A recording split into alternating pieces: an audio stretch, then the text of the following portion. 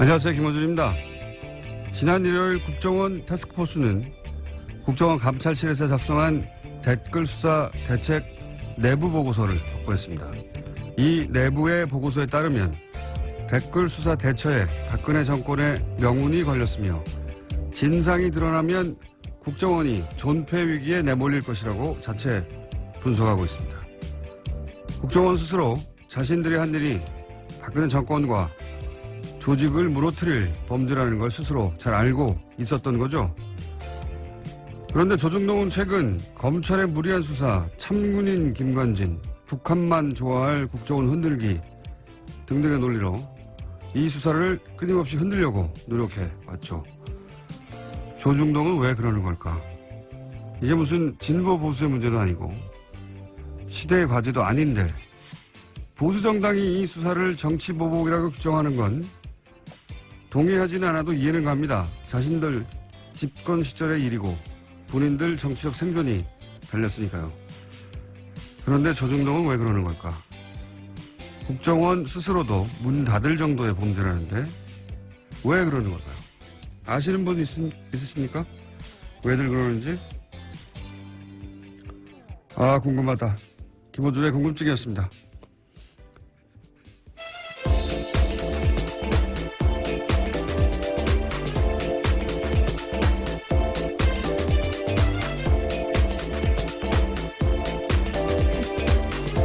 시사인의 김은지입니다.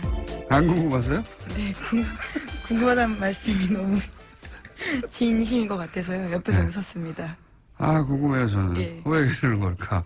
본인들이 정권을 직접 운영했다고 생각하는 걸까요? 참. 이게 무슨 자기들의 생존과 직접 연결된 것도 아닌데요. 예. 아, 궁금해요. 아시는 분 있으면은 저희들한테 문자 좀 보내주십시오.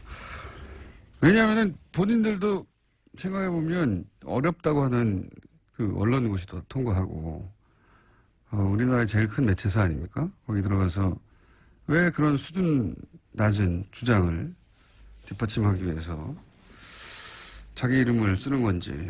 예를 들어서 전직 국정원장 뭐 구속하면 김정은이 좋아한다. 굉장히 허접한 논리거든요. 아, 참. 그 말을 듣고 누군가, 와, 정말 그렇구나. 전직 국정원장들 구속하면 안 되겠구나. 말이 됩니까? 야, 이해하고 싶은데 이해가 저는 안 돼가지고. 자, 전직 국정원장 구속 얘기 또 해볼까요? 네, 관련해서 계속해서 기사가 나오고 있는데요. 구속영장이 기각된 이병호 전 국정원장이 있습니다. 관련해서 법원의 영장실질심사에서 어떤 이야기를 했었는지가 좀 자세히 나오는데 채널A 보도에 따르면 이 전 원장은 국정원 특갈비 상납에 대해서 박근혜 전 대통령과 독대와 전화통화를 했다고 하면서요. 여기서 박근혜 전 대통령이 하던 대로 하세요라고 지시를 듣고 돈을 건넸다라고 주장하고 있다고 합니다.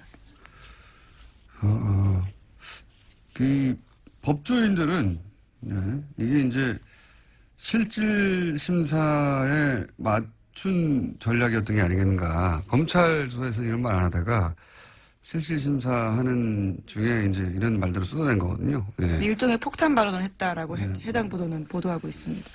폭탄 발언까지는 아니고 그냥 어쨌든 검찰 조사에서 했을 법한 이야기를 안 하고 있다가 실질 심사에서 해서 그 명분으로 그 이유로 풀려난 게 아니겠는가 이런 분석도 있는데,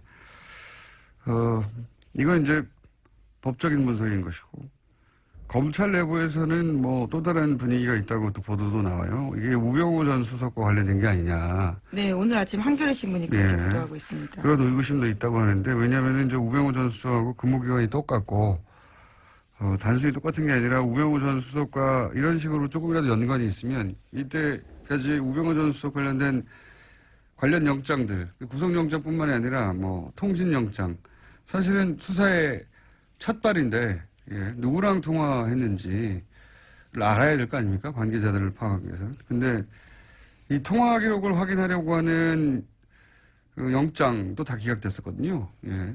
우병우 전 수석은. 네, 뿐만 아니라 최근에는 우병우 전 수석의 처가인 삼남개발 압수수색을 하려고 했는데 이 압수수색 영장 또한 또 다시 기각됐다라고 합니다.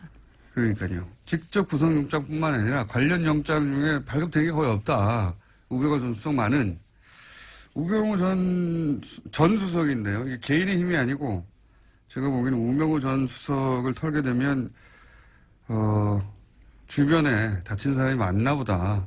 여전히 살아있는. 그렇게 의구심을 가진 분들이 있죠. 예. 그렇게 의구심을 가져도 이상하지 않을 정도의 많은 영장들이 최근까지도 계속. 이 통신영장 같은 경우는 이제 우병우 전 수석이 관두고 나서 1년밖에 이제 보관 안 한다고 하잖아요. 관두고 나서 그 이후 통화 기록들을 다 확인할 수가 없죠. 네, 이제. 이미 10월 말이 지났기 때문에 관련된 네. 통화 기록은 영구하게 볼 수 없다라는 게 검찰 관계자의 발언인데요. 참 이상한 일입니다. 네. 자, 어쨌든 이병우 전 국정원장이 입을 연 것은 영장 실질심사에 들어가서 입을 열었다. 예, 이게 법조인들은 이게 전략이었지 않느냐 하는데 검찰의 분위기는 다르다 그런 얘기고요. 예, 다음 순요. 네, 계속해서 국정원 특활비 관련된 소식 전해드리면요. 검찰은 국정원의 특활비 사용처 등이 기재된 회계장부를 확보했다라고 합니다. 이 가운데 이병기 전 원장 시절 장부에는 최경환 1억 원이라고 적혀 있는데요. 이 전 원장 쪽은 2014년 10월 달에 1억 원을 최경환 의원한테 전달했다라는 다수서를 검찰에 제출했다라고 합니다. 최경환 의원은 이제 본인 받지 않았다고 주장하고요. 심지어 할복 자살까지 운운하면서요. 자신의 무죄를 주장하고 있습니다. 할복 자살 방지를 위해서 신병을 확보해야 한다고. 네, 정의당이 그런 논평을 냈었는데요. 인권 측면에서의 논평이죠. 예. 재밌는 논평이었어요. 아마 배달 사고 뭐 이런 걸 주장하겠지. 본인은 받은 적이 없다고까지 할 것 같고. 그리고 이제 여기서 40억 원 정도를 추려낸 것이고 그거 말고 추가 30억 원이 더 있다는 거 아닙니까? 지금? 네, 장부가 확보됐기 때문에요. 그와 관련된 수사도 계속 진행 중이라고 합니다. 그러니까 이제 박근혜 전 대통령이 받았다는 40억 말고 30억이 또 비는데 이 40억에 대해서는 국정원장 3명 모두 박근혜 전 대통령이 달라고 줬다는 거고 이 30억에 대해서는 동시에 3명 다 함구하고 있어요. 예. 그렇다는 얘기는 40억은 박근혜 전 대통령한테 책임을 넘기면 된다고 생각하는 거고 이 30억은 국정원장 본인들의 책임하에 뭔가 쓰여진 돈이다. 이렇게 추정할 수는 있죠. 예. 30억이 더 있습니다. 예. 다음 뉴스는요. 네, 뿐만 아니라 박근혜 정부뿐만 아니라요. 이명박 정부 당시에도 특수활동비가 청와대에 상납된 사실에 대해서 오늘 아침에 한국일보가 보도했는데요. 이명박 정부 시절 민간인 불법 사찰을 폭로했던 장진수 전 주무관의 또 다른 폭로입니다.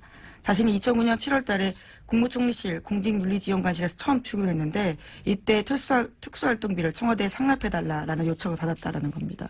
그래서 실제로 1년 동안 꼬박꼬박 상납했다라고 합니다. 장진수 전 주무관 오랜만에 이름 듣네요. 예. 이게 이제 벌써 8년 전입니까? 9년 전입니까? 그때 일이라. 네, 2009년. 예. 그때 일이라 기억이 가물가물하실 텐데 이분이 누구냐면 이명박 정부 하에 국무총리실에서 민간인을 사찰했다라고 폭로했던 분이죠. 폭로했던 분인데 그때 첫 번째 사찰 대상이 언론이었어요. 이분의 폭로에 따르면 이 국무총리실 그러니까 국정원하고 별개로 혹은 뭐 청와대하고 별개로 청와대 지시로 국무총리실 산하에 소위 사찰 기구를 만들어 놓고 당시가 이제 집권 3개월 만에 촛불 집회가 났잖아요. 그래서 촛불 집회 사과 발언하고 나서 한 달 후에 사찰 조직을 만들어서 맨 먼저 청와대 지시에서 했던 일이 언론사 기자들을 다 사찰하고 그리고 나서 이제 뭐 YTN이 방송국 간부들하고 와장창 교체했죠. 예. 그때 그 사찰을 폭로했던 분입니다. 근데 이분의 최근 폭로는 국무총리실에서도 국정원 말고 국무총리실에서도 청와대에 상납을 했다. 뭐 특활비를. 심지어 그 돈으로 아예 고용되어 있지도 않은 전직 경찰관한테 월급을 줬다라는 건데요. 그런 불법적인 사찰 업무에도 돈이 다 쓰였다라는 사실을 폭로하고 있습니다. 정식 고용하지 않고 사찰 용도로 누군가를 쓰고 급여를 이 돈으로 줬다 뭐 이런 거죠. 예. 이명박 정부 내에서도 이제 특활비 관련 내용들이 더 나오겠네요, 앞으로. 예. 네, 굉장히 구체적으로 진술하고 있어서요.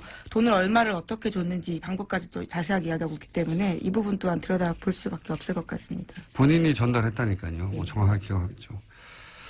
자, 다음 순요. 네, 2008년 특검 당시 다스 비자금 문제 처리에서 이명박 전 대통령이 개입했다라는 의혹을 제기한 다스 관계자가 모습을 드러냈습니다. 다스 당시 경리팀장이었던 최동영 씨인데요. 실명으로 JTBC와 인터뷰를 했습니다. 2008년 BBK 의혹을 수사했던 정호연 특검 당시에 대한 이야기를 한 건데요.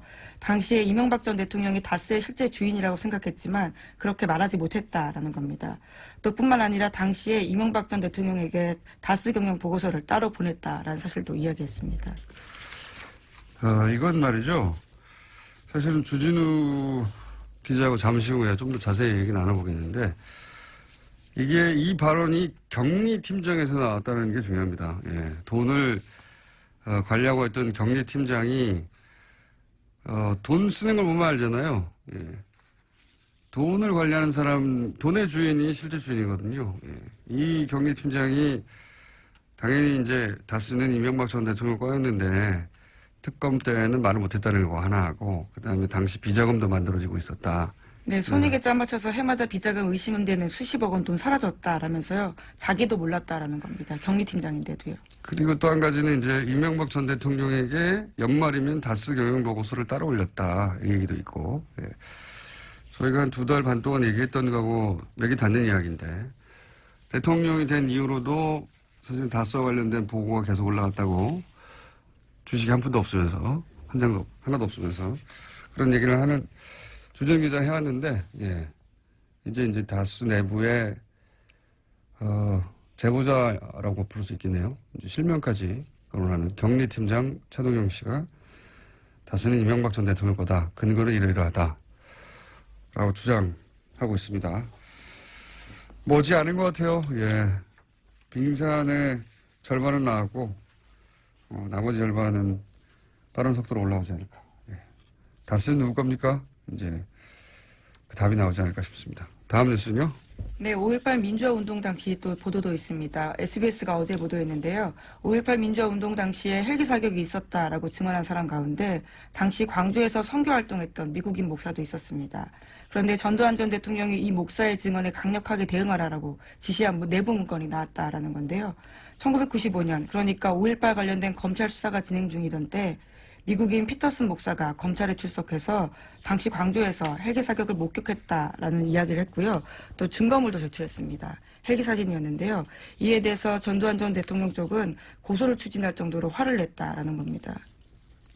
저도 기사 봤는데 이건 우선 헬기 사격 여부는 끝까지 추적을 해야죠. 예. 전두환 씨가 아직도 5.18에 대해서 이런저런 얘기하는데 다시는 5.18 관련해서 북한의 공작이라느니 아직도 그런 얘기 하는 사람 있지 않습니까? 예.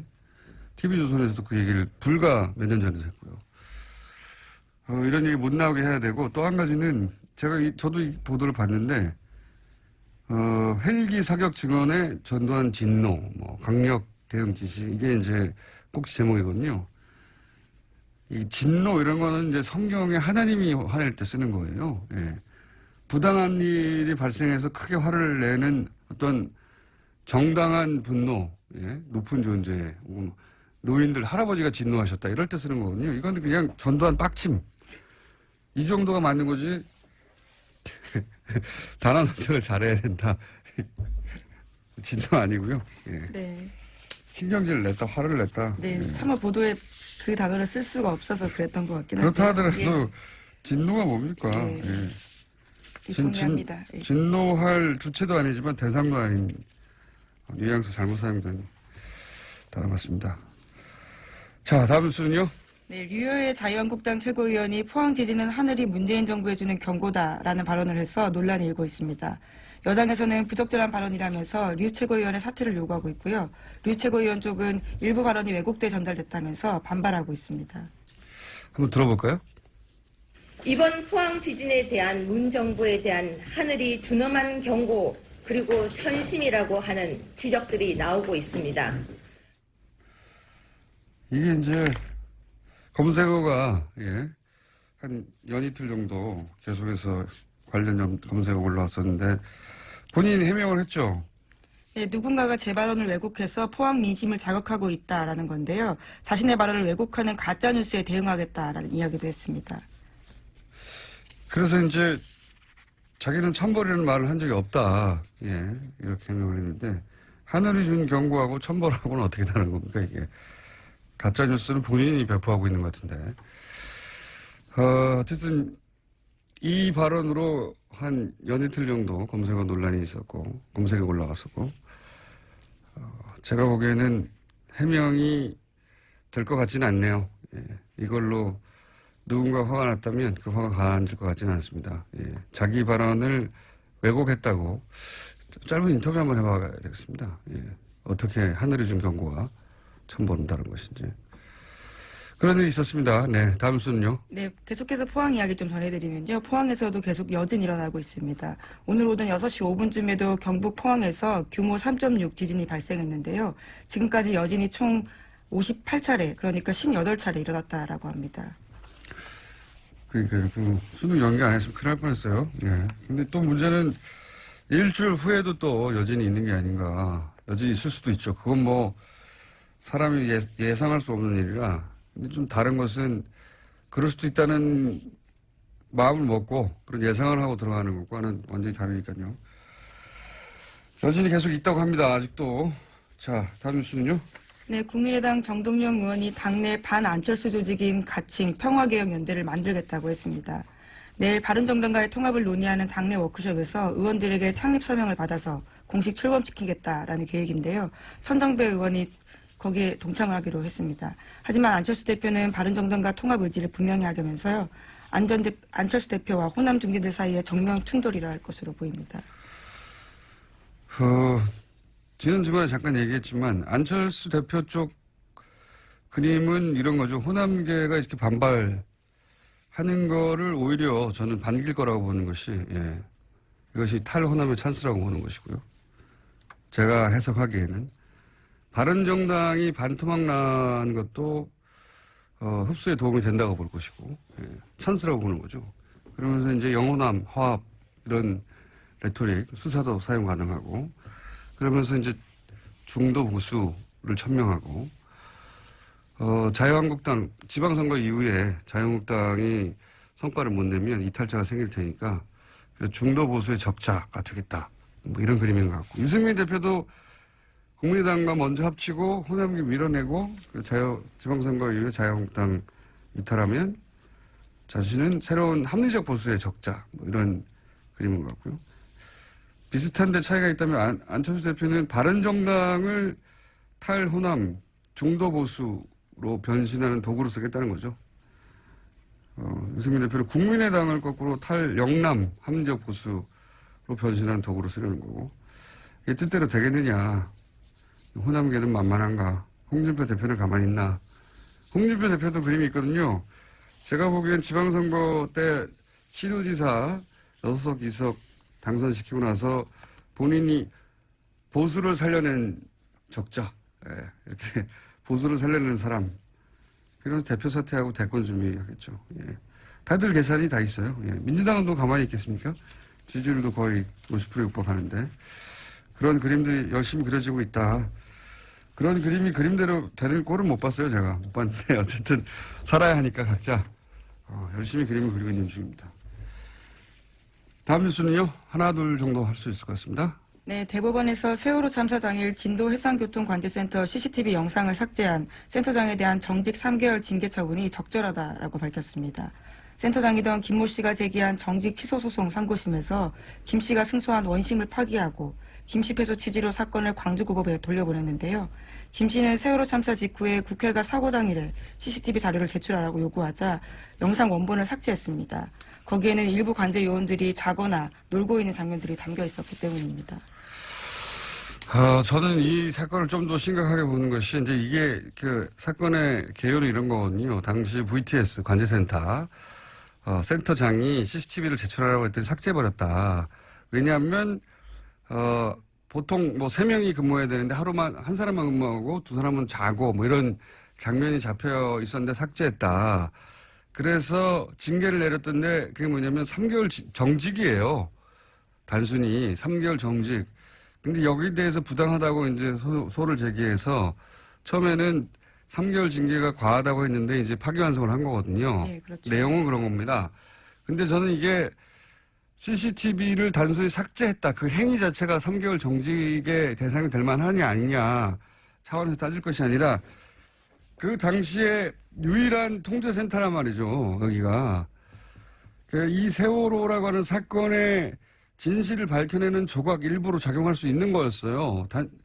굉장히 중요한 겁니다, 이게.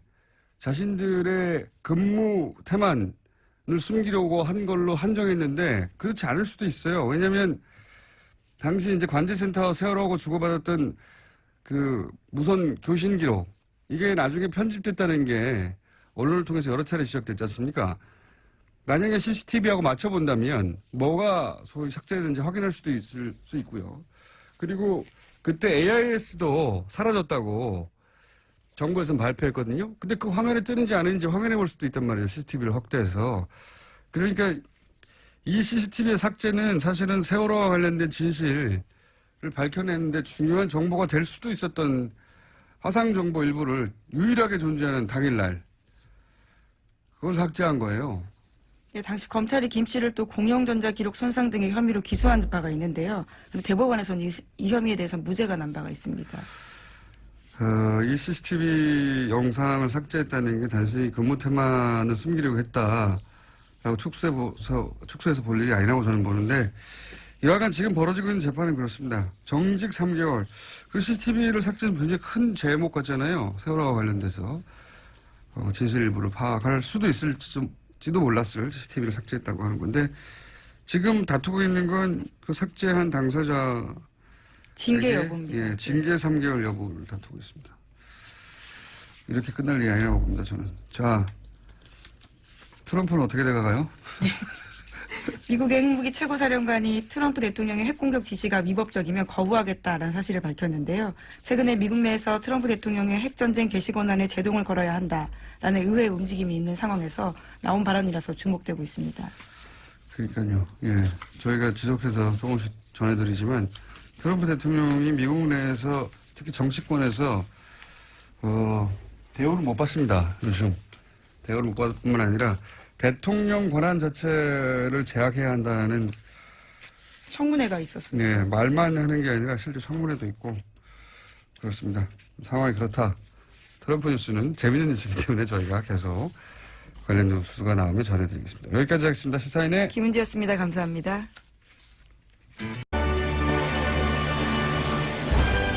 자, 잠시 쉬었던 다스는 누구 겁니까 프로젝트 시사인의 주준우 기자. 안녕하십니까. 이제는 뭐 일주일에 2번씩 나오는 안원구 전 대구지방국세청장님 나오셨습니다. 예, 안녕하십니까. 네. 요즘 JTBC가 자꾸 특종을 빵빵 터뜨리고 있어요. 네. 특종인데 사실 저희가 2달 전쯤에 했던 이야기, 실명을 밝히지 않고 했던 이야기를 이제 JTBC는 실명으로 그렇습니다. 예를 들어서 다스 전 경리팀장 최동명 팀장 실명 인터뷰가 나왔어요. 여기 보면은 그때 저희가 했던 얘기하고 맥이 닿는 이야기, 대통령 이후로도 연말에 경영보고서를 따로 이명박 전 대통령이 보고했다. 이런 얘기를 했거든요. 안가에서 했다. 네. 근데 어디서 했다는 얘기는 이 JTBC 보도에는 없었는데 이거 안가에서 했다는 거잖아요, 이게. 네, 저희가 안가에서. 네. 이분이 그분입니다. 네, 네. 그렇습니다. 저희는 이름을 안 밝혔는데 여기는 이름을 밝혀버려가지고. 네. 여기는 신비성이 확 올라가고. 아니, 그게 아니라 김어준이 해서 그렇죠. 그것도 있고, 2달 전에는 실명을 밝힐 수 없는 상황이었거든요. 아니, 밝힐 수도 있었는데요. 밝힐 수 있었는데 저희는, 네, 밝히지 그러니까 않았습니다. 아니, 2달 전하고 지금하고는 좀 분위기가 달라요. 그렇죠. 그때는 다스 얘기를 꺼냈을 때, 아직도 사람들이 이제 반신반의한 분들이 있었고. 아니, 네. 그분은 용기를 내주셨어요. 네. 그리고 여러 얘기를 하고 더 많은 내용이 있는데, 사실 친인척간이고요. 그리고 총 4명 중에 1명이라고요? 친인척간이고, 그리고 그분과 그분 주변 분들이 아직도 MB 가까운 데서 생활 터전을 읽으면서 또 생업에 뭐 종사하고 어쨌든 있어서 본인의 실명이 밝혀지면 곤란한 처지가 될 수도 2개월, 네. 3개월 전에는 분명히 그랬는데 지금은 이제 점점점 예. 상황이 바뀌어가면서 본인이 용기를 내신 것 같아요, 직접. 네. 인터뷰. 용기 있는 분이십니다. 예, 용기를 내셔가지고, 저희 같은 얘기입니다, 이게. 그러니까 안가에 가서도 당선 이후에 보고를 받는다. 네. 안가에서 예. 이명박 대통령이 그 보고를 받는 특징이 뭐냐면요. 정면으로 얼굴을 안 봐요. 아, 그래요? 네, 이렇게 쭈르륵 3명이 앉아 있으면 예. 얼굴을 안 보고 다른 데를 쳐다보고 있어요. 다른 데를 쳐다보고 있다가 다른 데를 쳐다보고 있다가 그래. 그리고 정확한 멘트를 안 하시고 정확한 그 지시를 안 하고 그래 네가 해봐. 네가 가서 해봐. 저는 그게 이제 그 잠재의식 어딘가에 이게 잘못하면 걸리면 문제가 될 수 있다는 죄의식 같은 거나 죄의식은 없는 것 같은데 걸리면 내가 그때 무슨 말을 했는지 나올 수가 있으니 이게 항상 머릿속에 있는 게 아닐까. 많은 사람들이 그렇게 얘기하더라고요. 네. 명확한 지시를 하지 않는다. 네, 그런 것도 있고요. 또 한편으로는 이분은 같이 이게 수행하는 사람들하고 겸상을 안 하시잖아요. 그렇죠. 겸상을 안 하시고 이게 좀 차이가 있다. 다른 사람이다. 이런 생각을 꼭 하시는 것 같아요. 이 이명박 대통령이 전에 그 재벌가, 그러니까 현대가에서 머슴으로 살았다는 얘기를 몇 번 하면서 자기가 가지고 있는 그런 의식적 괴리 뭐 이런 것 때문에 그렇지 않을까 또 좀 생각해 봅니다. 하여튼 뭐 보고받았을 때 디테일 설명을 받았다는 얘기를 하는 거죠. 네. 어떻게 그 보고를 했냐 그러면 정면을 보지 않고 옆을 쳐다보고 이렇게 얘기했다고. 그분 스타일이십니다. 자, 그리고 또 이 최동용 전 팀장에 따르면은 정호영 특검이 그냥 수상합니다. 뭐 수상하다는 얘기는 여러 차례 해왔는데 여기서 이제 언론이 이미 보도된 것만 얘기하자면 우선 비자금을 찾아냈는데 그게 문제가 안 되게 회사로 돌려넣고 장부를 잘 처리해라. 예. 라는 식의 이제 처리 방법을 알려주고 그러자 이명박 전 대통령이 이걸 실제 그런 식으로 처리했다는 거 아닙니까? 예. 비자금 돌려줬다. 그 이동영 씨가 그 일을 했다는 것이고요. 2008년 2월달 이야기죠. 예. 그 당시 이동영 씨는 이제 이상은 씨의 예. 아들. 이명박 대통령의 형의 아들, 예. 최대 주주죠 현재. 최대 주주의 아들이 그때 가서야 다스에 들어갑니다. 이 일을 하러. 그래서 이분이 그 당시에 이 처리를 하는데 관여를 하고 그때 이명박 씨가 다스에 가서 일을 하라고 그래서 그때부터 일을 시작했다는 분인데요. 여기서 디테일이 조금 다른 부분이 있는데요. 네. 뭐 최동영 씨가 다르다는 게 아니라 비자금은 많았어요. 그때 정호영 특검에서 발견된 비자금 덩어리가 한 서너 개 있었는데 그 중에 하나를 처리한 게 이 120억이고요. 네. 100억 원대 비자금은 또 따로 있었다. 네, 사라졌어요. 이미 해서 먹었어요. 이미 해서 먹은 100억 원대가 하나가 있고요. 그 이후에 그 찾아낸 또 저희가 그 얘기했던 외환은행에서 찾은 100억 원 수표 한 장. 네. 그 경주 외환은행. 지난 시간에 얘기해서. 비자금 덩어리가 몇 군데. 수표로 100억 원짜리 하나 자기 네네. 수표로 찾아왔다. 그러니까 이 120억짜리 그리고 100억대 사라진 비자금 그리고 100억 생긴 거. 그 다음에 그 정호영 특검이 수사를 하다가. 근데 요 세 덩어리를 당시 정호영 특검이 다 알고 있었죠. 이미 알고 있었다. 알고 있었는데 덮었습니다. 이거 말고 다스로 돌아간 120억만 얘기하고 있는데 그 외에 더 있었다. 더 있습니다. 더 있습니다. 네. 기자분들이 이 부분에 대해서 좀 취재에 나서 주셔야 됩니다. 2010년도에 그 당시에 특검 당시에 그리고 우리 이시영 씨, 각하의 아들 이시영 씨가 삼성동 힐스테이트에서 살고 있었는데 43평, 6억 4천만 원 전세를 살고 있었습니다. 근데 그 돈도 이명박 대통령의 비자금입니다. 일부는 이상은 회장이 큰아버지가 빌려줬다 이렇게 얘기했는데 큰어머니는 우리는 돈 준 적 없어요 이렇게 얘기하고요.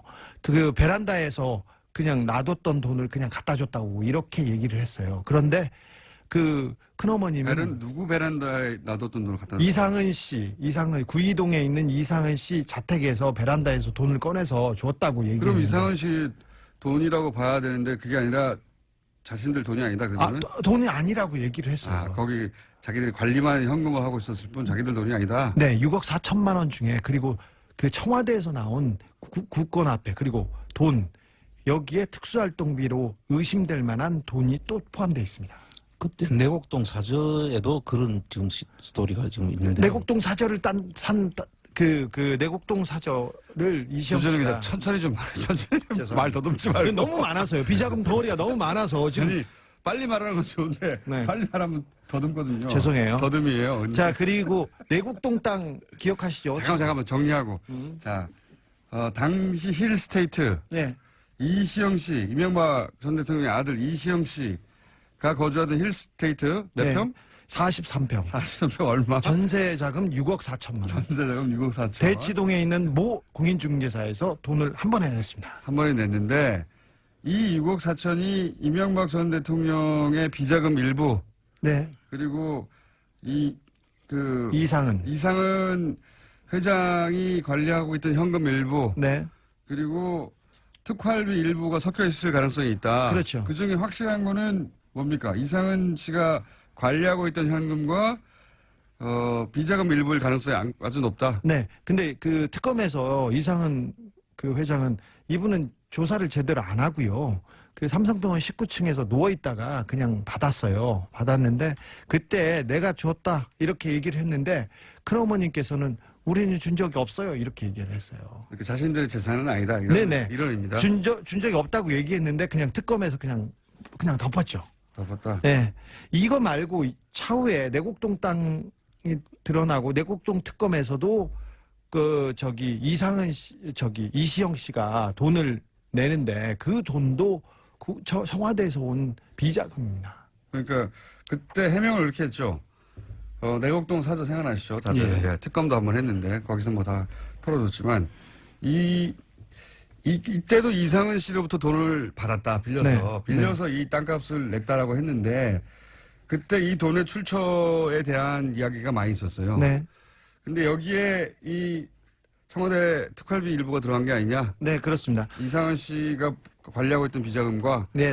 2008년에 이시영 씨가 재산 등록 신청을 했어요. 네. 근데 그때 이시영 씨가 가지고 있던 돈은 3,852만 원이 전체예요. 근데 이명박 대통령과 김인옥 여사도 재산 신고를 하지 않습니까? 근데 그 재산에서는 돈이 한 푼도 변화하지 않았고 이시영 씨한테 갔다고 신고하지도 않았어요. 그러니까 이거는 다 비자금입니다. 그래서 이상은 씨한테 빌렸다고 한 거 아니에요? 그때 그랬습니다. 설명을. 네. 그런데 정호영 특검이나 그 특검에서는 그 내역을 다 쳐다봤겠죠. 그런데 이 비자금 덩어리가 지금 벌써 나온 비자금 덩어리가 세계회와 힐스테이트 여기에서도 두 덩어리 정도 다른 데서 돈이 왔기 때문에 몇 덩어리가 보이는데 이거에 대해서는 특검은 전혀 그 문제 제기하지 않고 덮었죠. 당시 정호연 특검 지금은 그때 소위 출처가 밝혀지지 않은 비자금에 관한 얘기를 하고 있는 거고요. 예. 네. 이제 주진우 기자의 이야기는 지금 계속 거론되는 120억 말고 덩어리가 크게 두 개 더 있었다. 네. 그리고 그 외에도 이시영 씨, 이명박 대통령의 아들이 구입이 아니라 살기 위해서 전세금을 지출한다든가 혹은 뭐 내곡동 땅 사저를 구입한다든가 할 때 사용됐던 돈들도 비자금 플러스 특활비의 가능성도 있다. 이런 얘기고요. 그 얘기도 그 외에 특검이 또 털어준 게 있잖아요. 좀 많습니다. 지금 그 당시에 2008년 2월 달인데요. 그 검찰에서 두 번 그 도곡동 땅 수사를 하고 2007년 12월 달에 또 그 BBK 수사를 해서 또 BBK 수사를 결론을 내주지 않습니까? 도곡동 땅에 대해서는 제3자. 그렇지, 제3자. 도곡동 땅은 제3자다. BBK는 이명박 씨는 관련 없다. 네. 이렇게 해주고. 잠깐만요. 제3자는 무슨 의미냐면 제3자는 이명박이라는 의미였죠. 그런데 원래 도곡동 땅은 이상은 씨와 김재정 씨 그러니까 처남과 형의 땅이라고 주장하고 있었거든요. 예, 등기부상이 그래 돼 있어요. 예, 그런데 이상은 씨게 아니고 검찰이 처음 수사 발표할 때는 제3자다. 네. 그러니까 주장과 다르게 형께 아니다. 제3자다. 이게 이제 이명박 전 대통령을 의미하는 거였거든요. 그때는. 그렇죠. 네. 예. 등기상의 명의가 그 사람들로 돼 있었는데 그 자체를 아니다고 했으니까 네. 그 제3자를 밝히면 됐었던 거죠. 그렇죠. 그런데 그때만 해도 그 박근혜 씨와 이명박 씨가 첨예하게 이제 경쟁 관계에서 당내에서 경쟁 그때는 관계 대통령이 아닐 때고 그러니까 대통령이 아닐 때는 이명박 전 대통령을 의미하는 제3자 땅이 맞다고 했다가 맞는 것 같다고 했다가 검찰이 대통령이 당선된 자 바꾸죠 이게. 그렇죠. 특검을 통해서. 그래서 두 사람 눈치를 보다가 그렇게 결론을 내고 그다음에 좀 더 대담해지는 것이 BBK 수사죠. 네. BBK 수사 결과는 대통령이 그 선거를 한 보름 앞둔 시점에 발표를 하거든요. 그 보름 앞선 시점에 이명박 대통령이 당선될 것으로 거의 다 예측이 됐던 상황이기 때문에 지지율 극차 컸으니까요. 예, 이미 서류라든지 이런 것들이 검찰에서 다 발견하고도 이미 BBK는 이명박 씨와는 관련이 없다라고 결론을 내주는 게 BBK 수사 결과입니다. 그때 이제 무슨 발표들을 했냐면 뭐 검찰 혹은 특검이 처음에는 제3자라고 했다가 나중에 도곡동 땅은 이명박 전 대통령 땅이 아니다. 그 특검은 그 다음이죠. 네. 대통령이 되고 난 다음에. 되고 난 다음에 특검이 털어준 거예요. 그 특검이 털어준 거는 여러 개 있습니다. 예. 도곡동 땅도 아니다. 그 제3자의 것이 아니라 이명박 그 사람들 것이 맞다. 네. BBK도 BBK도 아니다. 관계 없다. 다스도 아니다. 예. 그다음에 상암 DMC 관련한 의혹도 아니다. 예. 모든 이명박 관련된 그 의혹은 거짓말이라고 다 털어졌어요. 다 털어졌죠. 예. 도곡동 땅도 아니고 다스도 아니고 상암 DNC 관련 비리도 아니고 BBK도 아니고 아무것도 이명박 전 대통령의 것이 아무 상관이 없다고 네. 특검이 해준 그리고 비자금은 찾았는데 돌려주라고 해서 아무 문제가 없는 것으로 아예 맞습니다. 발표도 안 했고. 비자금을 돌려주라고도 하고 덮기도 했습니다. 예. 이건 그러니까 명백한 범법행위죠. 당시 정호영 특검은 수사를 한 게 아니라 어떻게 하면 이명박 전 대통령 관련된 모든 혐의점들을 벗게 해주느냐. 거기에 초점을 맞췄죠. 거기에 초점을 맞춰서. 사실 이명박 대통령을 수사를 했습니다. 했는데 꼬리곰탕만 먹고 끝냈었는데 한 2시간 정도 만나서 그 조사를 했다고 하는데 그 시간 밥 먹었다고 하는데 사실 검찰청이나 경찰청에 가가지고 조사받은 사람들은 알아요. 앞에다 성명, 주소, 이름 그리고 뭐 얼마나 버냐 이런 거 종교 이런 거 물어보지 않습니까? 그러면 1시간이 지나가요. 맨날 아니, 일단 밥 먹는데 1시간 하고요. 밥을 먹었다면 네. 밥 먹으면서 얘기하면 1시간. 밥 먹고 나서 조사를 했다고 치죠.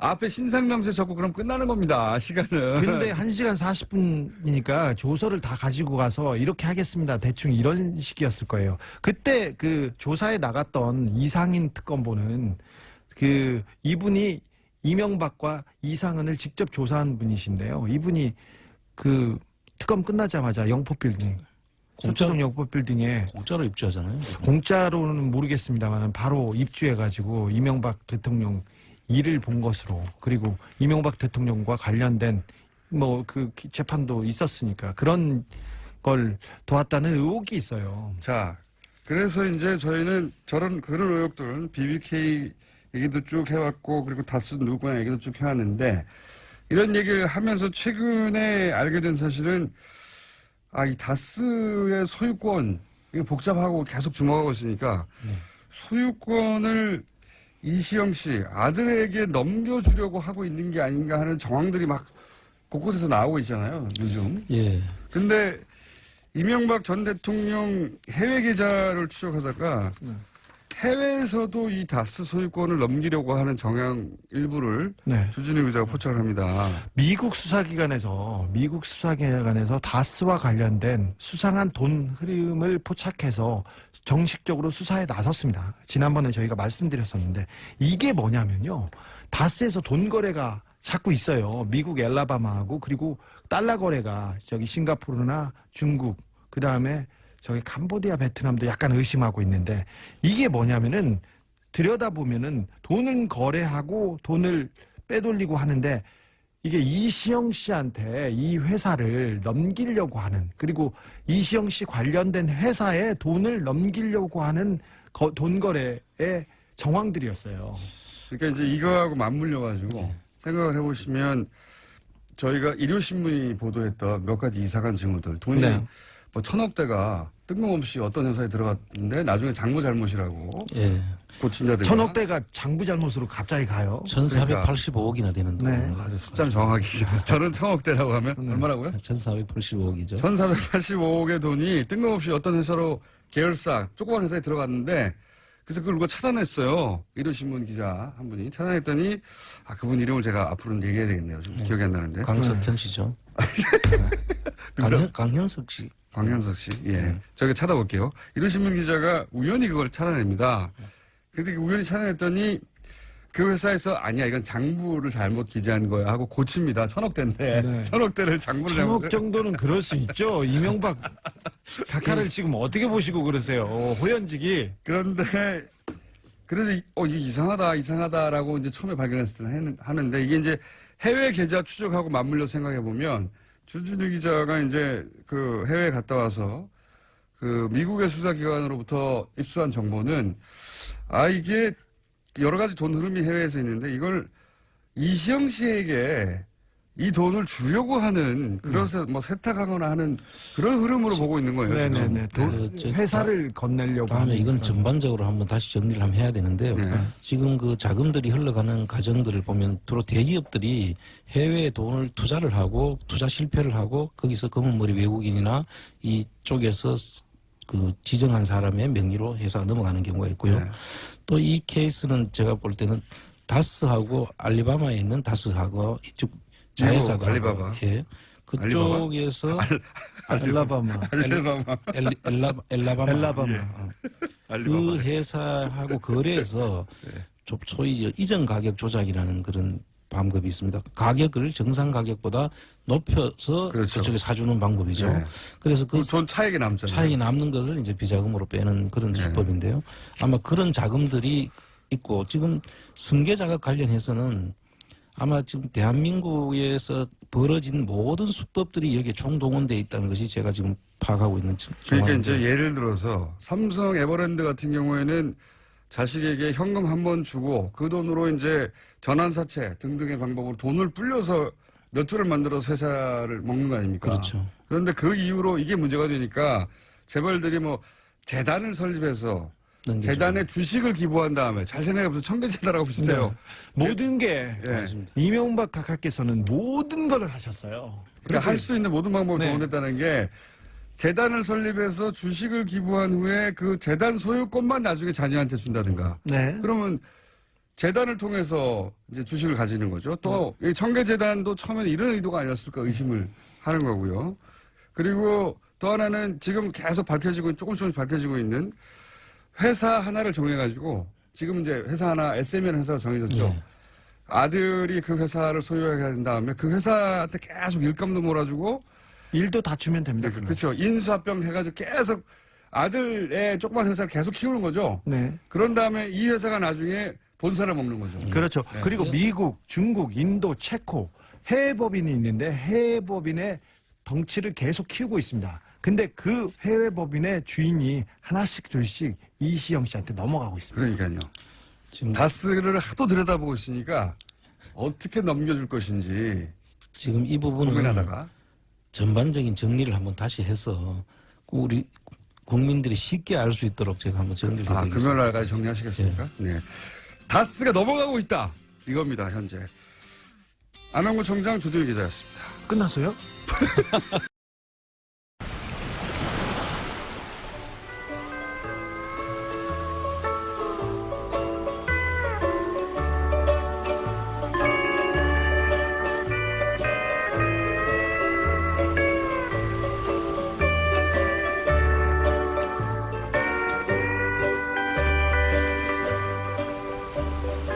네가 가라 하와이.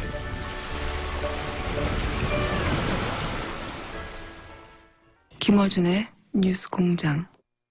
포항 지진이 나자 시민들의 원전에 대한 걱정이 커지고 있습니다. 이런 가운데 조선일보는 우리 원전은 내진 설계가 잘 돼서 포항 현재 지진보다 250배가 큰 지진이 와도 안전하다 하는 기사를 최근 계속해서 내고 있습니다. 기사 제목을 그대로 읽자면 원전 24기 중 21기가 7.0 내진 설계가 되어 있어서 포항 지진의 250배가 와도 안전하다. 예. 2017년 11월 17일. 네. 3일 전이죠. 조선일보 기사입니다. 한국 원전 지진이 안전한가에 대한 분석 기사인데요. 그게 그렇지 않다라고 얘기하시는 분이 있습니다. 월성 2호기부터 4호기까지 설계와 제작에 직접 참여한 분입니다. 원자력 안전과 미래의 이정윤 대표, 저희가 스튜디오에 직접 모셨습니다. 안녕하십니까? 안녕하세요. 네. 원전 설계에 그리고 제작에 직접 참여한 분이 어디 있는지 저희가 찾다가 대표님을 찾았습니다. 우선 언제부터 이 관련 일을 하셨습니까? 원전 2호기부터 4호기 제작할 때는 무슨 일을 하셨어요, 그때? 예, 91년도에 이제 한국 원자력 연구원에서 네. 캐나다 원자력 공사와 공동 원자력 공동 설계를 시작을 했습니다. 그때 91년도에. 예, 그때 제가 참여해서 아하. 캐나다에서 저희들은 이제 원자로 기계 설계 쪽은 캐나다에서 3년간 수행을 하고 한국 들어와서 현장 시공할 때 그걸 이제 마무리하는 그런 형태로 진행을 했습니다. 그때 당시 소속이 어떻게 되셨습니까? 예, 원자력 연구원이었습니다. 원자력 연구원. 한국 원자력 연구원에 그러면 그때는 신분이 연구원이셨나요? 예, 예. 그렇군요. 그야말로 월성 2호기부터 4호기요? 예. 2호기부터 4호기의 설계와 제작에 직접 참여하신 분입니다. 그렇기 때문에 토를 달지 마라. 직접 참여하신. 처음에는 그러니까 캐나다에서 배운 거군요. 이 2호기부터 4호기까지는. 예, 중수로는 캐나다가 원래 설계 소유권을 가지고 있죠. 그렇군요. 그래서 직접 설계하고 제작을 참여하셨고, 근데 이제 원전은 설계할 때부터 지진에 대비하는 설계를 하죠. 예, 기본적으로 부지 특성부터 조사를 해서 기계 자체가 원자로부터 전체가 내진 설계를 하도록 돼 있습니다. 규정이 규정화돼서 그것이 법적으로 하게 돼 있습니다. 그 설계 기준이 6.5였던 건 맞습니까?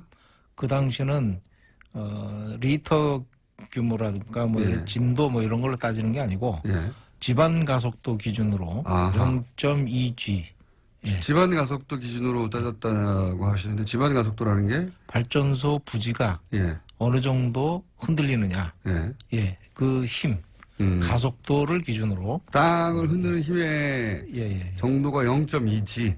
근데 그 0.2G가 바로 6.5 지진에 해당된다. 해당된다라고 많이 얘기하죠.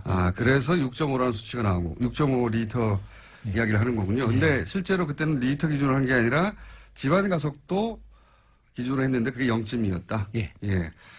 그 집안 가속도를 말씀하시니까 이제 찾아보면 이번에 포항의 지진은 집안 가속도가 0.013G였다라고 측정이 됐다고 합니다. 그래서 그러면 이제 0.2에 비하자면 10분의 1 정도도 안 되니까 이게 안전하다 이렇게 얘기를 하고, 그리고 리터 기준으로 따지자면 6.5나 7, 250배의 큰 강도의 지진이 와도 안전하다 이렇게 얘기하는 거거든요.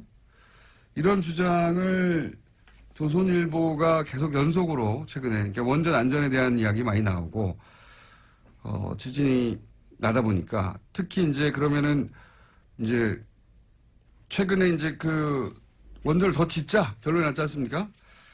그게 혹시 영향을 받을까봐, 신고리 원전 6호기를, 건설 재개를 이제 결정했는데, 거기 영향을 받을까봐 아마 이런 기사를 내는 거라고 추정이 되긴 해요. 안전하다. 기존도 안전하고 앞으로 지을 건 안전하다. 그런 주장을 하는데 이 주장이 맞습니까? 안전을 그렇게 주장을 해서 되는 게 아니거든요. 안전은 그렇죠. 입증이 돼야 되는 거거든요. 그런데 그렇게 발전소는 관리 상태가 어떤지 그거에 대해 실상을 얘기하지 않고 그냥 내진 설계가 이루어졌기 때문에 문제가 없다 이런 식으로 그냥 홍보성으로 얘기하는 거 아닌가. 저는 이제 그런 거는 좀 적절하지 않다고 봅니다. 그런 주장은 적절하지 않다. 좀 더 구체적으로 내진 설계가 6.5나 7 기준으로 되어 있기 때문에 6.5나 7이라는 건 지금 포항 지진의 250배나 큰 지진인데 그 정도 와도 그런 설계가 되어 있으니 문제 없다. 이 주장이 과학적으로 전문가로서 왜 이게 말이 안 되는 겁니까?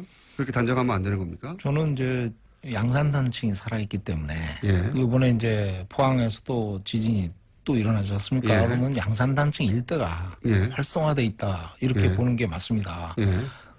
그러면 지진이 양산단층 일대에서 어디서든지 발생할 수 있다는 거예요. 지금은 포항이라는 먼 지역에서 한 40km 떨어진 40km 곳은. 떨어져서 예. 발생됐기 때문에 예. 발전소에 10분의 1 설계 기준이 10분의 1 정도의 약한 예. 영향을 줬을 뿐이지 예. 운에 따라서는 발전소 근처에서 터질 수도 있는 거고 그렇죠. 그렇지 않습니까? 그렇게 되면 언제든지 위협을 가할 수 있는 그런 양산단층이 바로 옆에 지나가고 있기 때문에 예.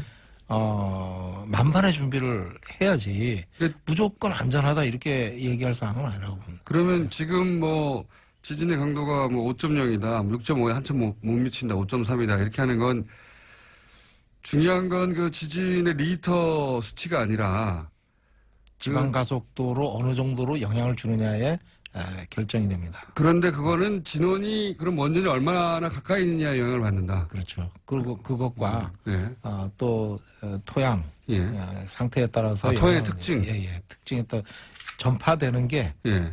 얼마나 소프트한 흙이냐 예. 아니면 강한 단단한 집안이냐 여기에 예. 따라서 좀 다르거든요. 그것도 다르고. 그래서 이제 발전소에 영향을 주는 거는 예. 발전소에 미치는 지방 가속도 예. 그 지진에 의해서 아하. 전파되어 온 지방 가속도 얼마나 흔드느냐 이게 예. 영향을 받거든요. 그게 예. 제일 중요한 거거든요. 그렇게 됐군요. 그러니까 진원이 뭐 가까이 있을 수도 있고 먼 데도 있을 네. 수도 있고 멀리 있으면 당연히 영향이 약해지고. 작겠죠. 아무리 네. 뭐 후쿠시마 원전 사고 9.0까지 일어났지만은 예. 우리나라에 미친 영향은 그렇게 크지 않았거든요. 당시에 예. 진동이. 예.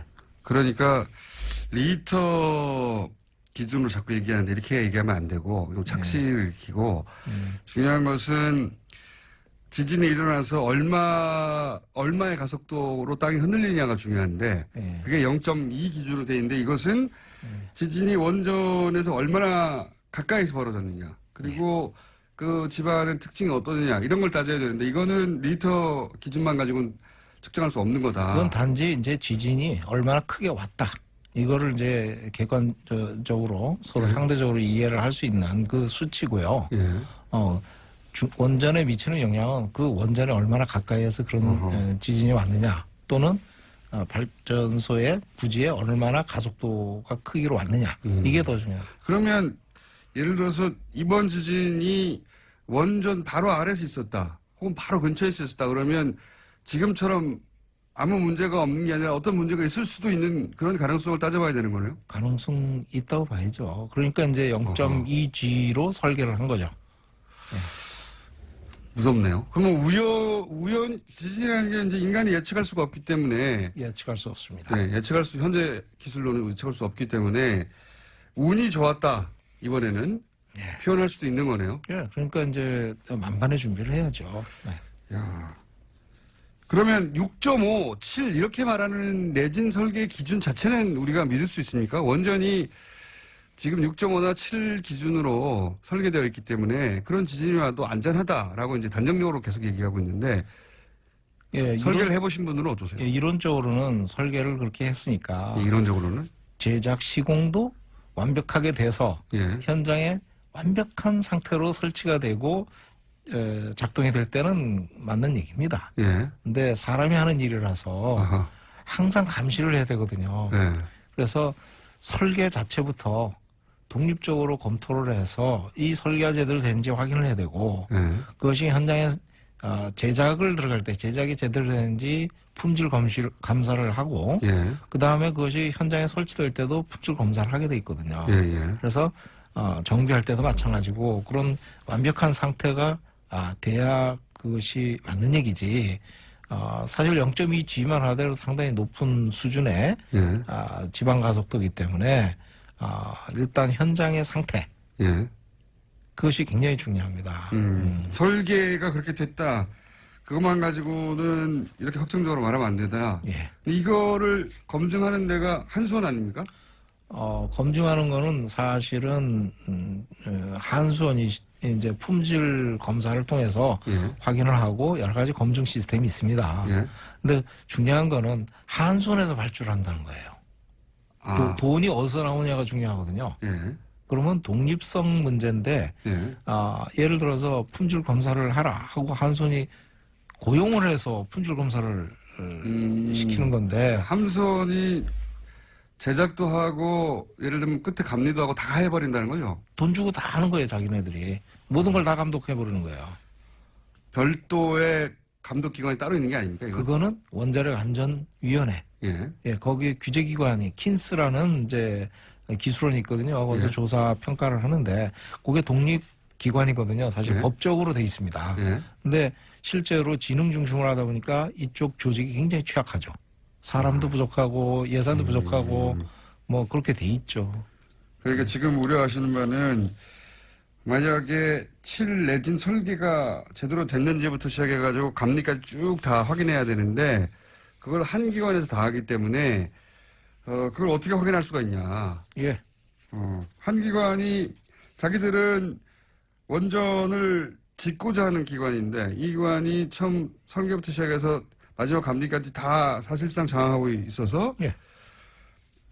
한수원이 마음대로 안전하다고 해버리면 그냥 안전하게 되는 거네요. 그러니까 물어볼 데가 없으니까 다 한수원 가서 물어보거든요. 안전하냐 이렇게. 한수원은 당해 사업자니까 안전하다고 그러죠.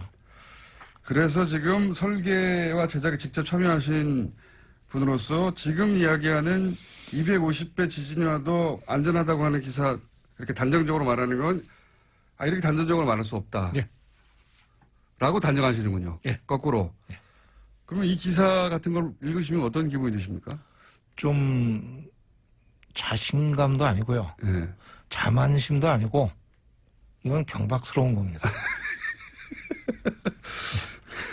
자연 지진에 대해서 예. 이렇게 큰 소리 칠 수 있는 인간이 누가 있냐. 예? 그렇군요. 직접 설계를 해보신 분으로서 계속 강조합니다만 직접 설계하고 제작을 하셨던 분으로서 아니 자기들이 뭐라고 이렇게 단정하고 있나. 예. 예. 이렇게 단정할 수 없지. 예를 들어 후쿠시마 같은 경우요. 그러면 인간이 안전하다고 단정한 일본 같은 경우에 뭐 지진에 관한 정보가 가장 많은 곳인데도 불구하고 후쿠시마는 큰 사고가 났지 않습니까? 후쿠시마 사고는 어떻게 된 겁니까? 좀 설명을 해 주십시오. 후쿠시마 사고는 간단합니다. 지금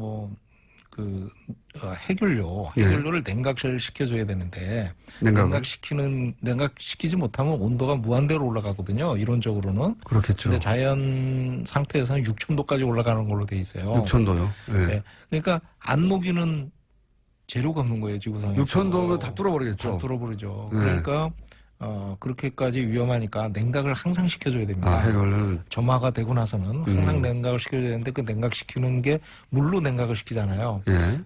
그러면 펌프를 돌려야 되는데 펌프가 전기가 필요하거든요. 그렇죠. 그럼 전기를 공급하는 게 외부 전원이 있습니다. 외부 전원. 예. 지금 송전선을 통해서 들어갑니다. 전기가. 예. 그래서 그 외부 전원에 의해서 냉각을 시켜줄 수가 있고. 물을 돌려줘야 되는데. 두 번째는 외부 전원이 상실됐을 때는 네. 내부 전원으로 이제 비상발전기로 이제 돌리거든요. 네. 근데 외부 전원이 1차 지진에 의해서 넘어져 버렸어요. 우선 송전탑이 넘어져 버렸어요. 지진이 나서 예. 그 원전이 뽀개진 게 아니라 예. 송전탑이 넘어간 거군요. 그냥 예. 1차적으로. 예, 송전탑이 넘어가서 그래서 전기가 안 들어왔다. 전기가 안 들어간 거예요. 전기가 안 들어가니까 시킬 수가 없어서. 그러니까 비상발전을 해야 되잖아요. 그렇죠. 그걸 하고 있었는데 쓰나미가 와서 침수를 시켜버려요. 그러니까 냉각 기능이 안 된 거죠. 저는 자세히는 모르고 어떻게 생각했냐면 쓰나미가 와가지고 건물을 무너뜨려가지고 이게 이제 뭐 껍데기가 뽀개졌다든가 뭐 그렇게 유출됐나 보다 했는데 그게 아니라 그냥 전기가 안 들어온 거군요. 예. 그리고 또 한 가지는 지진이 왔을 때 9.0 지진이 왔을 때 발전소 설비들이 어떤 malfunction이라고 하는데 이제 이상 기능을 수행하고 또는 배관이 터지거나 뭐 이런 내용이 있었는지는 밝혀지지 않았습니다. 조사가 안 된 것 같아요. 무슨 얘기냐면 화재 진압하고 사고 난 거를 수습하느라고 급급했지 지진이 왔을 때 설비들이 잘 돌아갔다 이렇게 얘기를 하거든요. 사실 진짜 잘 돌아가는지 확인이 안 되는 그건 거예요. 확인 안 됐다. 근데 확인이 된 것은 한마디로 말해서 전기 공급이 안 돼서. 그렇죠. 지금 확인할 수 있는 거는 전기 공급이 안 됐다. 전기 지진 때문에. 아하. 예. 이게 사실 생각보다 지금 내진 설계라는 게 건물 자체가 버틴다 이것만 생각하고 있었는데 그게 아니라 전기 공급선이 끊어지면 그것도 사고 나는 거군요. 이번 사건이 그겁니다. 후쿠시마 사건의 핵심은 냉각을 시키는 전기가 끊어져서 그렇게 되는. 아니 그거는 그보다 더 낮은 지진으로 일어날 수 있는 거 아닙니까? 재수가 없으면 말씀하셨듯이. 말씀 그렇게 하시면 뭐 그럴 수도 있는 겁니다. 약간 공학적으로는 예. 견딜 수가 있어야죠. 공학적으로는. 예. 근데 이제 송전탑이 너무 큰 지진에 의해서 무너졌다는 거. 예. 우리나라도 송전탑이 내진 설계가 돼 있느냐. 예. 이런 걸 사실 면밀히 따져볼 필요도 있습니다. 발전 설비만 가지고 얘기를 하는데. 그러네요. 예. 전기가 공급 안 되면 자동차에 냉각수 안 들어가면 퍼지는 거하고 똑같은 거 아닙니까? 예, 정확하십니다. 단순하게 생각하면. 예. 냉각수 떨어지면 자동차 퍼지거든요. 엔진. 근데 그 정도가 아니라 여기는 6,000도니까 예. 그게 아무거나 다 뚫고 나가버리는 거군요. 예, 예. 그래서 방사능이 유출된 거다. 그렇게 생각을 바꾸고 나면 원전을 안전하다고 단정하기는 진짜 어려운 거네요. 어떤 예. 자연재해가 있을지도 모르니까. 원자력 발전소는 예. 자연재해를 생각을 해보면 우리가 인간으로 할 수 있는 게 아니잖아요. 그러면 예. 항상 경각심을 가지고 봐야 됩니다. 무조건 안전하다 홍보하는 거는 이거는 안전을 위해하는 행위입니다. 그래서 위해하는. 저희 원자력 안전과 미래에서는 그런 행위에 대해서는 좀 가차없이 이렇게 얘기를 하는. 과거에 원전을 설계하고 직접 제작하셨지만 지금은 원자력의 안전과 미래를 생각하시는 이게 일종 NGO인 거죠? 예, 예. NGO의 대표가 되신 특별한 계기가 있으십니까? 후쿠시마 원전 사고 이후에 아하. 정부가 우리나라가 이제 원전 부품 위변조 사건에 이제 휘말렸거든요. 네. 그때 이제 상당히 많은 분들이 이제 뭐랄까요 구속되고 예. 막 이랬었는데 그런 사건을 수사하고 문제가 있을 때 이제 정부가 내놓은 대책이 원전 구매 제도 개선 위원회고 예. 그다음에 이제 여러 가지 그 해외 품질 검증을 하겠다 해외 기관에 이런 여러 가지 대책을 내는데 그게 형식적이라는 거예요. 전문가가 보시기에 야 이렇게 해가지고 되느냐 이게. 예. 전부 홍보성이고 여기서 홍보성이라는 건 예를 들면 원전을 계속 짓고자 하는 사람들을 위한 홍보라는 얘기죠. 그렇죠. 그러니까 거기에 참여하신 분들이 개개인으로 보면 굉장히 훌륭하신 분들입니다. 예.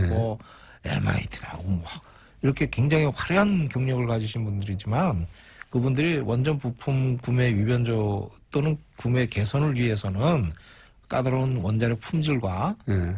품질 시스템과 그다음에 구매 입찰 제도를 이해를 하고 있어야 돼요. 예. 근데 그 둘 중에 하나라도 경험을 가지고 있으신 분이 하나도 없는 거예요. 개인적으로 경험들은 화려해요. 훌륭하신 분들이죠. 근데 그분들이 그렇게 해서 팀을 구성하려면 그분들이 어떤 결과를 내놓을 수 있겠습니까? 자기들은 사실은 실제 그 절차를 모르는데. 모르죠.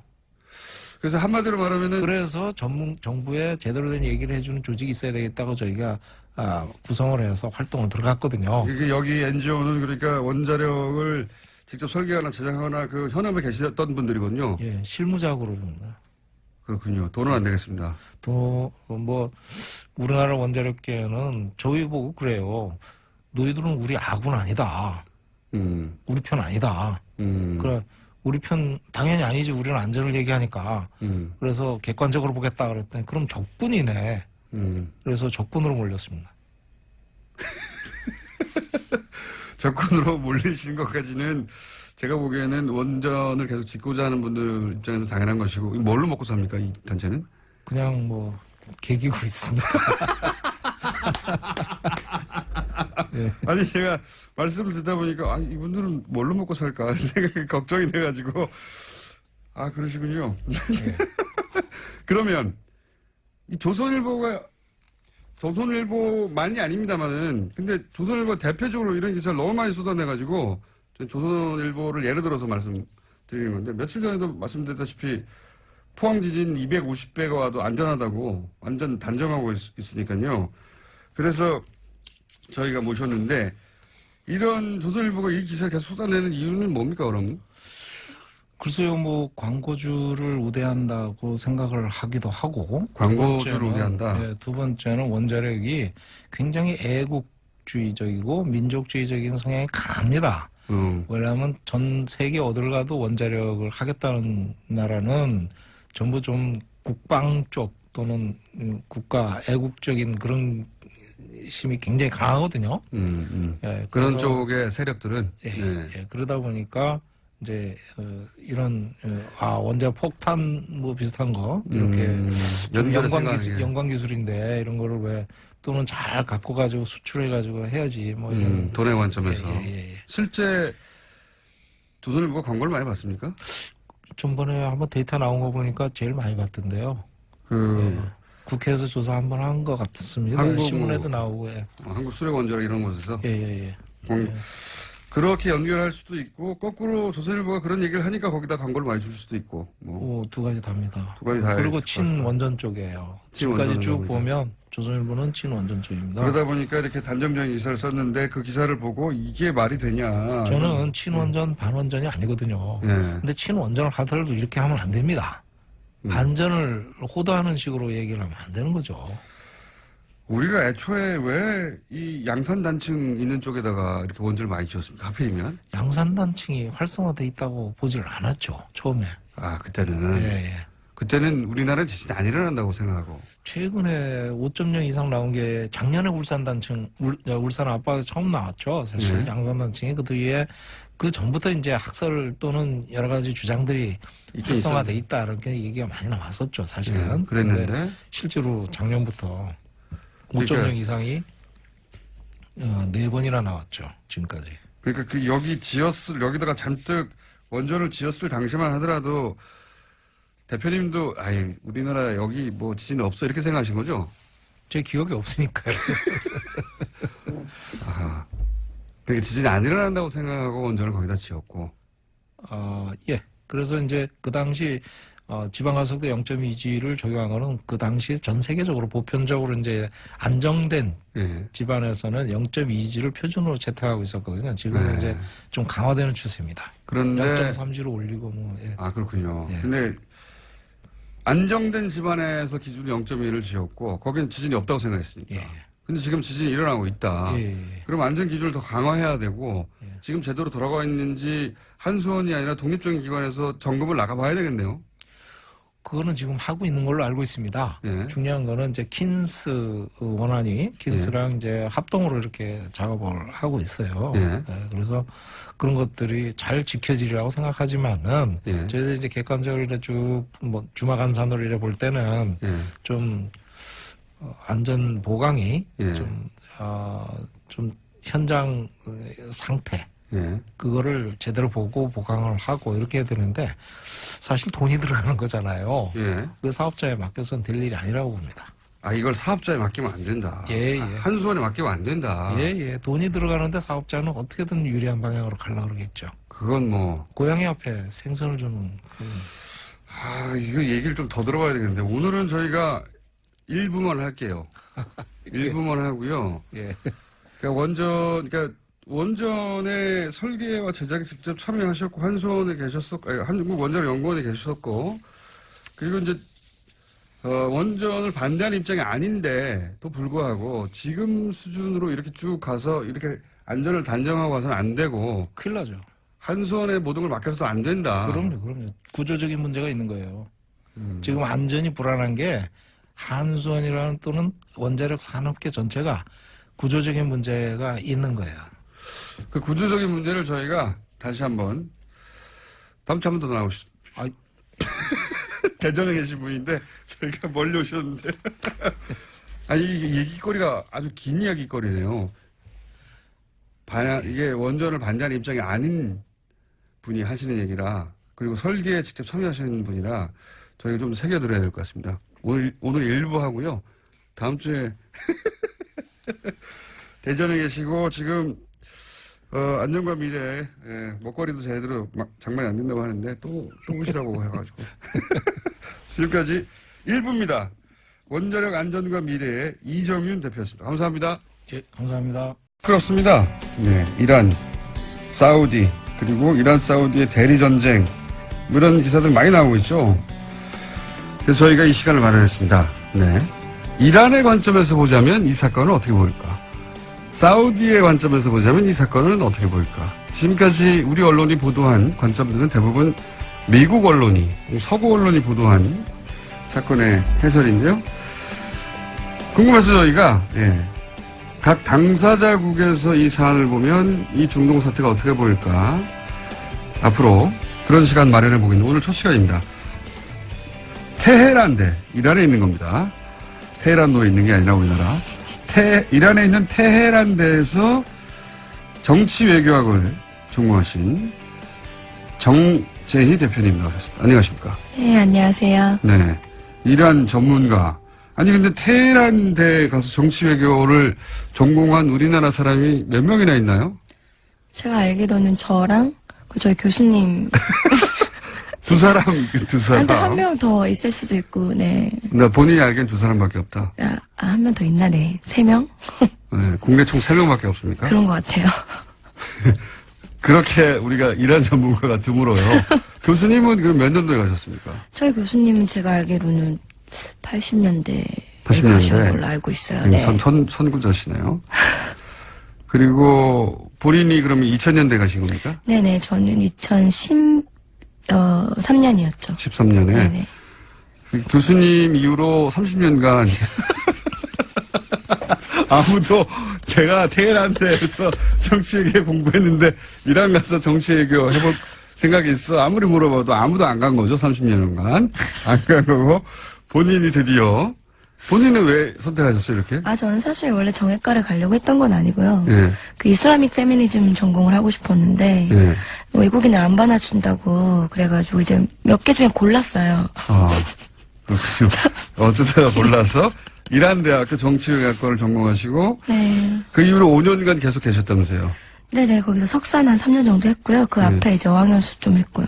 그래서 예. 총 한 5년 정도. 근데 우리나라에서 이렇게 이란어를 전공하고 이란에 오래 살고 하는 그래서 이란 전문가가 된 분들이 적죠, 실제. 네, 많이 없죠. 그러니까 본인이 이란 전문가로 활동하시고 이란 전문가로서 지금 그럼 통역 같은 걸 하시는 겁니까? 네, 저는 이라나토즈라는 회사를 운영하고 있고요. 네. 이라나토즈는 이제 이란어 전문 통번역 네. 회사고, 그리고 뭐 기업들에 이제 서비스 제공하기도 하고요. 이란 컨설팅이나 네, 시장 조사나.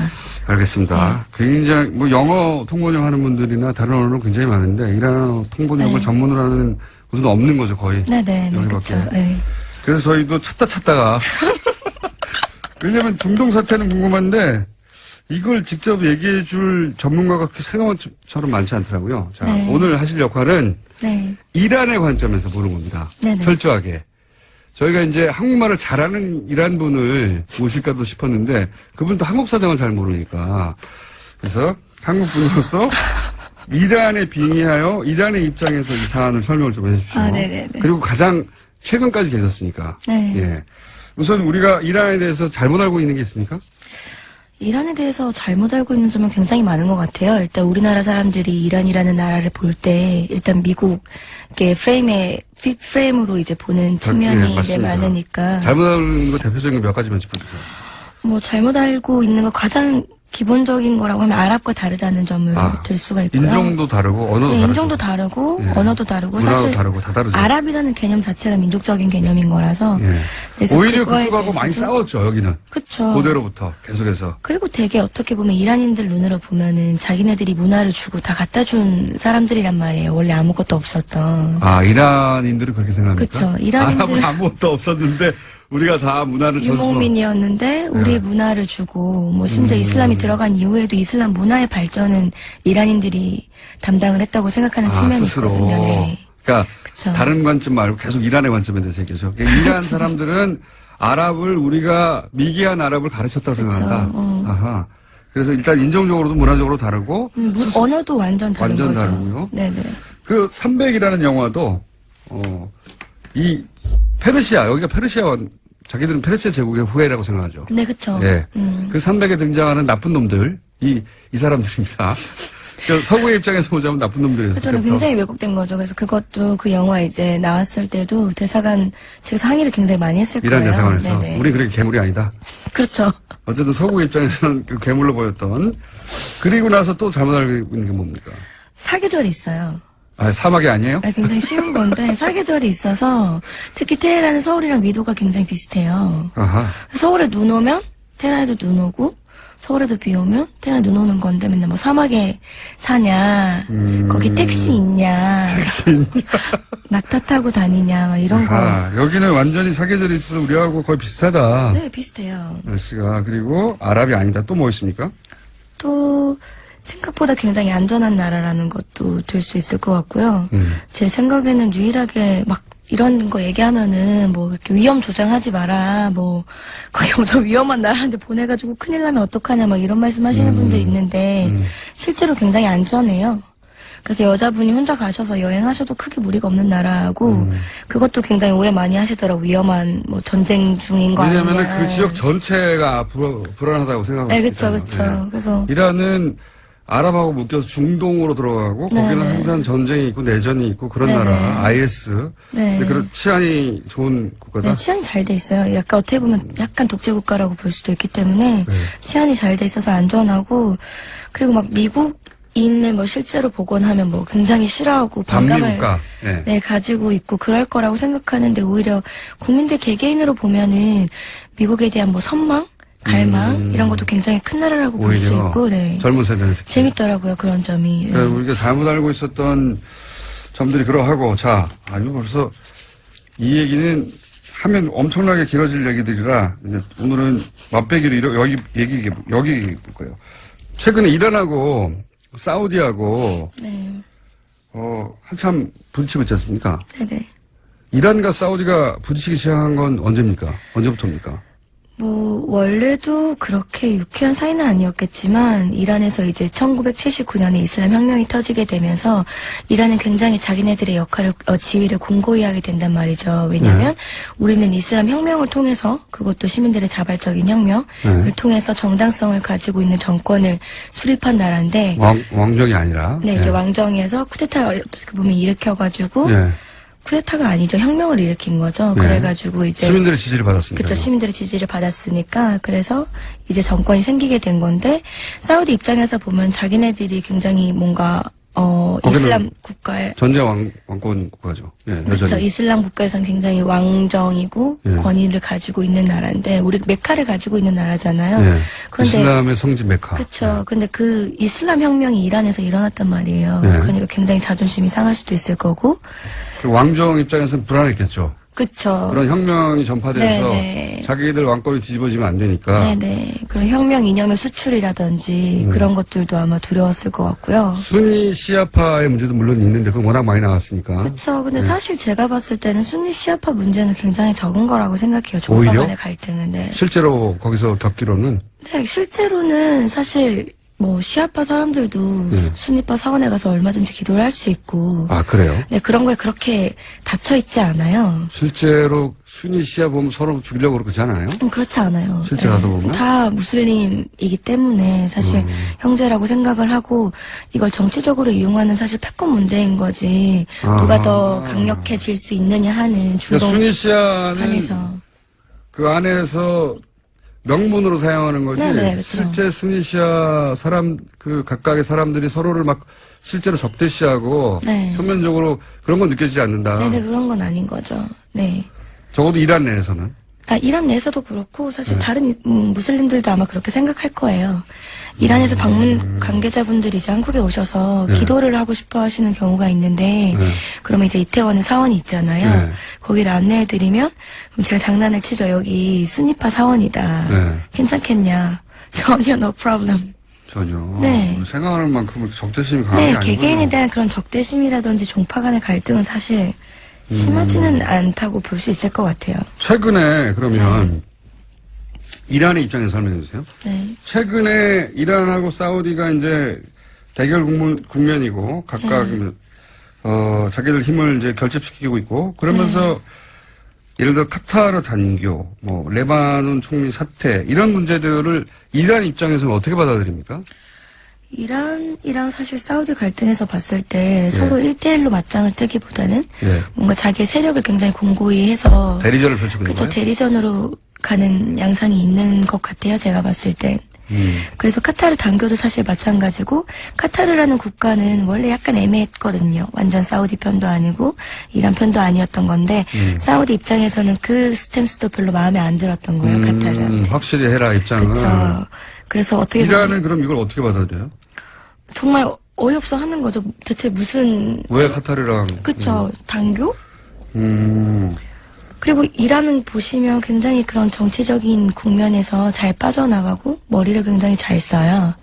늘 어떤 그리고 의미에서 잘 국익이 쓴다는 제일 중요한 나라인 거죠. 국익은 다 중요한데 어떻게 머리를 잘 쓰나요? 예를 들어 봐주세요. 현명한 것 같아요. 예를 들어서 그 핵 협의를 봐도 협상을 봐도 네. 사실 이란은 어떤 걸 위반한 적이 한 번도 없거든요. 그거는 뭐, 예. 그쵸. 실제로 국제사회는 그렇게 얘기하고 있죠. 네네네. 트럼프가 오히려 이, 핵 합의 문제에 있어서는 네. 우긴다고 이렇게 국제사회는 말하고 있는데, 네네네. 그러면 이렇게 IAEA 네. 보고서를 준수하는 것도 빌미를 주지 않으려고 하는 거다? 그쵸. 이란 입장에서는 전혀 자기네들은 그 명분이 생기는 거죠. 사우디는 정말로 미워해요? 사우디 정말 미워하나? 그걸 되물어보시면 어떡합니까? 사우디를 미워하는 것 같진 않아요. 근데 왜냐면 네, 일단 미워하는 그래도 거 이슬람 국가 같은 이슬람 국가고 예. 사실 사우디랑도 보면 굉장히 신기한 게 이렇게 정치적으로는 사우디랑 뭔가 적대적인 관계 있는 것 같지만 이란 사람들이 또 메카로 가장 성지 순례를 많이 가지 않을까요? 아, 그렇다. 네. 개인 단위에서 사우디를 미워한다는 걸 느껴본 적은 없다. 네네 그렇죠. 개인 단위에서는. 네네네. 지금 저희가 이제 압축적으로 좀 빨리 진행하고 있는데, 예. 네. 하시는 거 보고 고정으로 할까 말까 생각하려고. 근데 압축적으로, 그럼 이란이 최근에 네. 그 뭡니까? 시아파 벨트는 우리나라 사실 언론들이 만든 용어고, 네. 시아파 초승달이라고 부르죠. 네, 초승달 벨트. 네, 초승달이라고 네. 부르는데, 초승달 네. 벨트도 우리나라, 벨트라는 단어는 없어요. 그냥 네네. 얘기할 때 실제로는. 네네. 근데 어쨌든, 지금 그러면 이란이 그 지역에서 급부상하고 있는 건 맞죠? 네, 그럼 그렇죠. 그런 시아파를 묶어가지고. 네네네. 그렇죠? 거기에 대해서 이란 사람들 스스로 굉장히 자부심을 갖고 있습니까? 자부심을 가지고 있다기보다는 사실 네. 이게 지금 주목하고 있는 건데 옛날부터 이란은 굉장히 시아파 국가들의 형님 국가라고 네, 그렇죠. 볼 수 있었어요. 그래서 네. 어떤 사건이 터졌을 때마다 뭐 시리아도 그렇고 뭐 내전이 일어나서 이제 여기까지 해야 나는 일이- 되겠습니다. 아쉽네요. 다음 시간 또 만나겠습니다. 정재희 대표였습니다. 안녕! 네, 감사합니다.